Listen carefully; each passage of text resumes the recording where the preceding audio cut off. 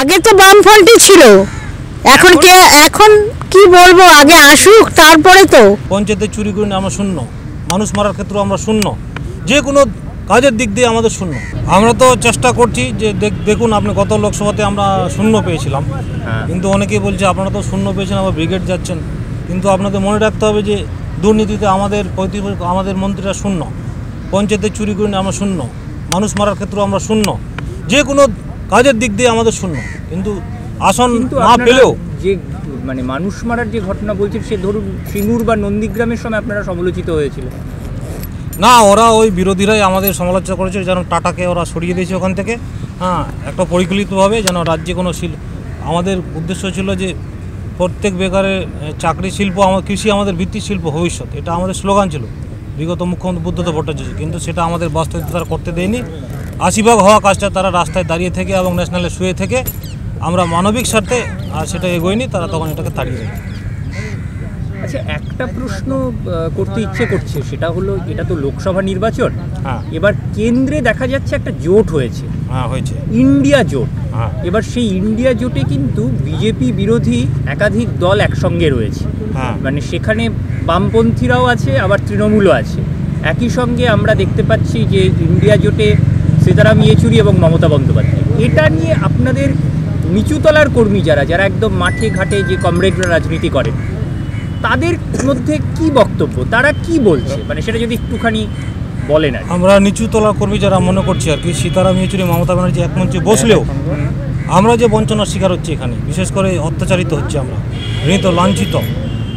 তো আমাদের ইচ্ছা যে আমরা ওই ইন্ডিয়ার ক্ষেত্রে ইন্ডিয়া জোট হলেও আমাদের পশ্চিমবঙ্গে নিচুতলের যারা কর্মী আমরা আছি, আমরা এই জোটটাকে মেনে নেব। আপনারা কি সীতারাম ইয়েচুরির বিরুদ্ধে যাবেন?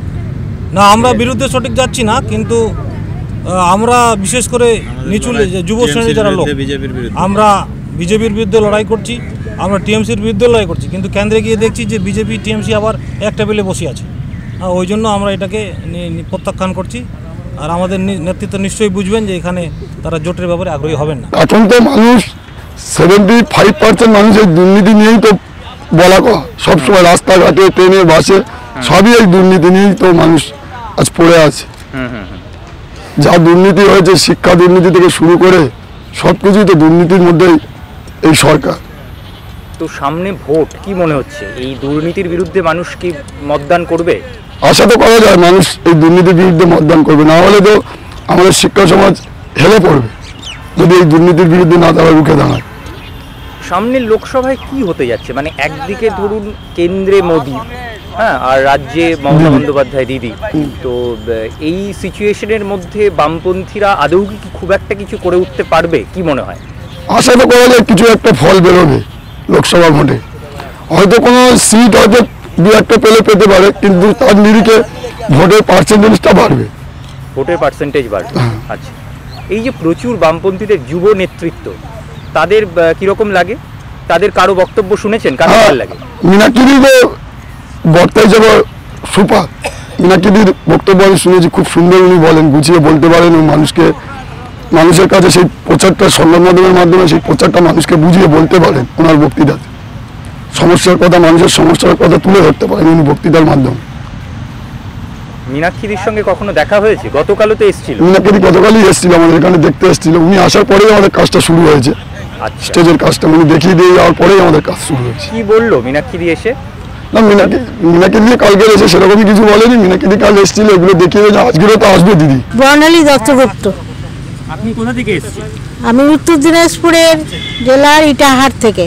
আচ্ছা, আগামীকাল ব্রিগেড, আজই চলে এসছেন, রাতে থাকবেন কোথায় বা খাওয়া দাওয়া কি হবে এত আগে, মানে এটা কি অতি উৎসাহে? উৎসাহ বলতে এখানে আমার বাপের বাড়ি প্রথম, আর দ্বিতীয় হলো কোথায় বাপের বাড়ি? কসবা হালতুতে। আচ্ছা, তাহলে কি রাতে ওখানেই থাকবেন? না, আমি যাদের সাথে এসছি আমার ইচ্ছে আমি তাদের সাথেই থাকবো, কমরেডদের সাথেই থাকবো। আচ্ছা, তো আগামীকাল কাদের বক্তব্য শোনার জন্য মুখিয়ে আছেন, কোন কোন নেতৃত্বের, এবং তারা কি কি বার্তা দিতে পারে? উদ্দেশ্য যুবদের, মেন উদ্দেশ্য মীনাক্ষী। আচ্ছা, আর দেখা যাক কে কে দিচ্ছে, সবারই শুনবো এসছি যখন। মীনাক্ষীর বক্তব্য কেমন লাগে? ভালো লাগে? ভালো লাগে। কি কারণে মীনাক্ষীকে চার্মিং লাগে, ভালো লাগে? কি কারণে, কি কি গুণ বা বৈশিষ্ট্য ওর আছে সেটা একটু বলুন। মেন বৈশিষ্ট্য হচ্ছে যে যুবদের নিয়ে যে আন্দোলনটা করছে, বেকার যুবদের নিয়ে, এটাই হলো মেন বৈশিষ্ট্য। আপনার কি মনে হয় যে এই ব্রিগেড হচ্ছে ভোটে আগামীতে এর প্রতিফলন দেখা যাবে? দেখুন, ভোটের ব্যাপারটা প্রদীপের তলায় এখন মিশে আছে, সেটা দেখলে তো চলবে না। বেকারদের জন্য যখন এই আন্দোলন, বেকারদের জন্য যখন এই ব্রিগেডটা, প্রথম আগে বেকারদের জন্য, তারপরে হলো ভোটের ব্যাপার, আমি মনে করি। এখন নেতৃত্বরা কি মনে করছে আমি জানি না, কিন্তু আমার এটা বক্তব্য মনে হয় বেকারদের যখন এটা প্রথম আগে বেকারদের নিয়ে হোক।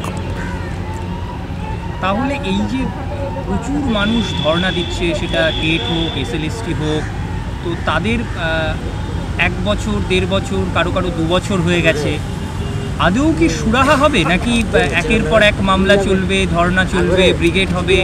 আলটিমেট সুরাহাটা কি হবে? বা আপনার মানে আপনিও নিশ্চিতভাবে আপনার সংসার রয়েছে, পরিবার রয়েছে, আপনার পরিবারেও সন্তানরা আছে, চাকরি বাকরির কি অবস্থা, মানে আলটিমেট সুরাহাটা কিভাবে হতে পারে, কি মনে হয়? দিদি কথা দিয়ে বলেছিল না, যখন উনি মানে মন্ত্রী হলেন, আমি আমার সব ছোট ছোট ভাইদের আমি দেখব। এখন সেটা যদি উনি মনে করেন যে ভাইদের আমি দেখব, তবে ভাই ছেলে, উনি তো প্রথমেই এই কথাটা বলেছেন এই ব্রিগেডেই, তার জন্যই দেখা যাক কি করছেন দিদি দাদা উভয়ই।